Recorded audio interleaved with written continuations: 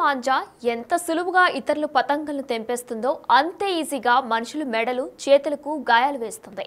ఈ మాంజా కారణంగా మరణాలు సంభవించిన సందర్భాలు కూడా ఉన్నాయి. సంక్రాంతి పండుగంటే గాలిపటాలని ఎంత సంబరపడిపోతారో వాటిని ఎగరవేయడానికి వినియోగించే మాంజా కారణంగా కొన్ని కుటుంబాలకు తీరని విషాదమే మిగులుతుంది. కొంతమంది ప్రాణాలు కోల్పోతూ ఉండగా మరికొందరు తీవ్ర గాయాల పాలవుతున్నారు. ప్రభుత్వం నిషేధించినా పోలీసులు ఎన్ని కేసులు నమోదు చేసినా కొందరిలో మార్పు రావడం లేదు. తాజాగా కర్దనూరు గ్రామం వద్ద మాంజా దారం వల్ల గొంతు కోసుకుపోయి ఓ వ్యక్తి ప్రాణాపాయంతో కొట్టుమిట్టాడుతున్నాడు.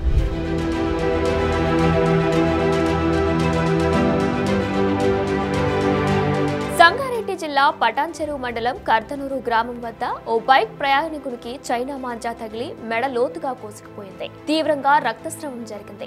బాధితుడు వికారాబాద్ కు చెందిన వెంకటేష్ గా గుర్తించారు. పండుగ సందర్భంగా వెంకటేష్ తన బంధువుతో కలిసి పటాన్చెరు నుండి శంకర్పల్లికి వెళ్తూ ఉండగా ఈ ప్రమాదం జరిగింది. స్థానికులు 108 వాహనానికి ఫోన్ చేసి క్షతగాత్రుని పటాన్చెరు ఆసుపత్రికి తరలించారు. చైనా మాంజా వల్ల సంవత్సరానికి 1000కు పైగా పక్షులు చనిపోతున్నాయి. వాహనదారులు గొంతుకు మాంజా తగిలి గాయాల పాలవుతున్నారు.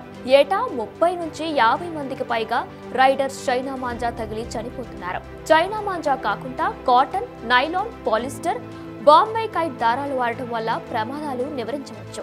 చైనా మాంజాను నిషేధిద్దాం, ఈ సంక్రాంతిని ఎంజాయ్ చేద్దామని ప్రభుత్వం వారు, పోలీసులు ఎంత చెప్పినా కొంతమంది ఇంకా చైనా మాంజాను వాడుతున్నారు.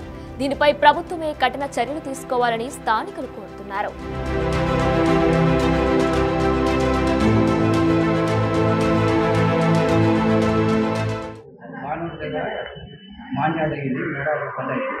హెల్మెట్ పెట్టుకున్నాం అయినా కిందికి ఊరింది.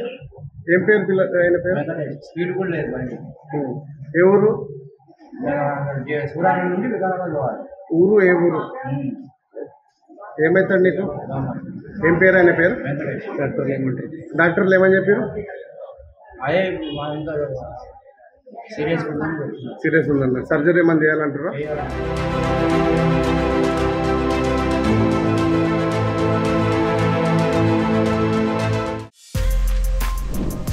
For more videos like this, subscribe Big TV channel.